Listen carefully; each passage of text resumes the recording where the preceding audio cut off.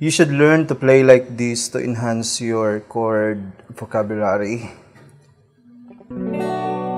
Yung gagawin lang natin is light inversion lang. Anong mga chords? Light inversion. Basta, ito lang, 4 lang na chords yung gagawin natin.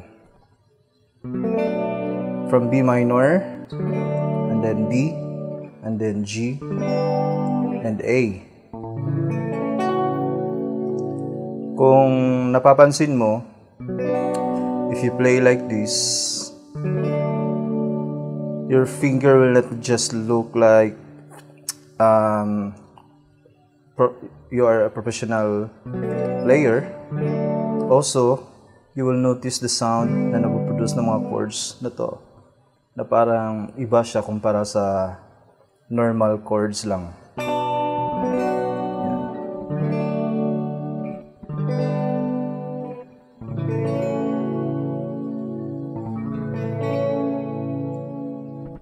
Isa sa mga advantage nito is magiging easier yung pagpe-play mo kasi magsistay ka lang sa isang place. Like yung ginawa natin dito, 4 na chords na to, and then parang nasa isang place lang tayo. So B minor, G, B minor, D, G, and A. By the way, you can interchange the chords kasi nasa family or key of D naman silang lahat. Ulitin natin, instead of playing like this, B minor, tapos pupunta ka pa dito, B, and then mag-G ka dito, and then A. So parang may mga times na if kumakanta ka, kailangan mo pang tumingin sa gitara mo para ma-secure yung chords. But if you're playing like this, kahit nakapikit ka,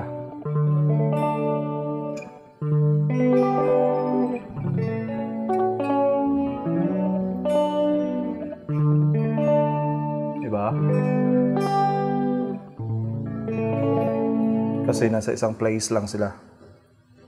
Yung gagawin mo lang is kopyahin mo lang tong pattern na to. B minor, D, G, and A. And again, you can interchange the chords kung gusto mong magsimula sa D, tsaka sa A, B minor, tsaka D, G. Or una sa G, D, A, B minor. Doesn't matter, basta nasa family sila. So, gawin lang natin tong pattern na to para maging simple lang yung natin. Or, yan. B minor, D, G, A.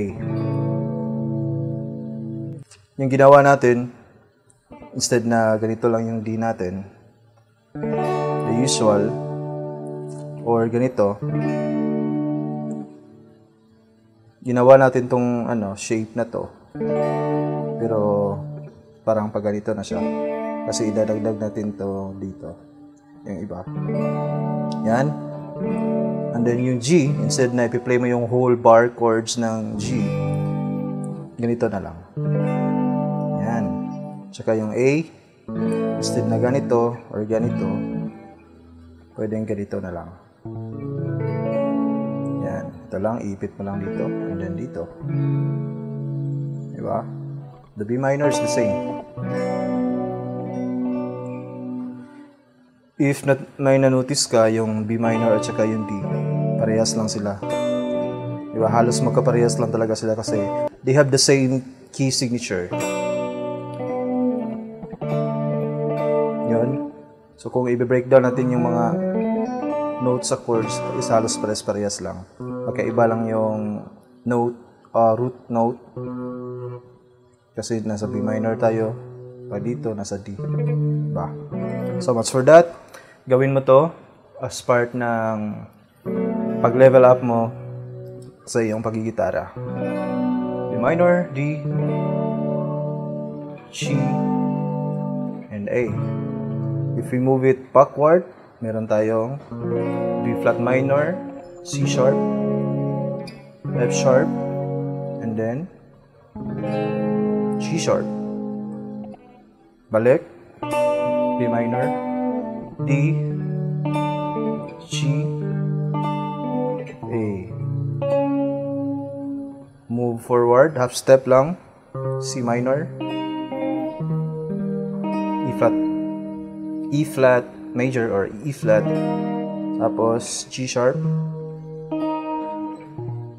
B flat, or A sharp. Next, C sharp minor, E, A, and B. Diba? Same shapes lang yung mga ginawa natin. Iba-iba na lang, nag-iiba lang sila sa chords or sa position. And then from C minor, C sharp minor, we have D minor. Tapos F, B flat, C. Tapos from here, move natin forward. Meron tayong D sharp minor. Tapos F sharp. And then we have B. Tapos C sharp. Diba? From here, we have, move natin forward, E minor, G, C, and then D. From here, move forward, F minor, then A flat or B flat. Ano ba yun? G sharp, A flat or G sharp. Tapos C sharp. Tapos E flat. And then, moving forward, F sharp minor. Then A. And then D. Tapos E. And then, G minor. B flat. E flat and F. Tapos G sharp minor. B. Meron tayong E. And then F sharp. Then A minor. D. C. F. And G. Diba? And then balik na tayo sa A sharp minor, C sharp, F sharp, and G sharp. Gaya ng ginawa natin dito. So, halos parehas lang yun ng, patterns of inversion na ginawa natin. Pero iba-iba na yung mga chords.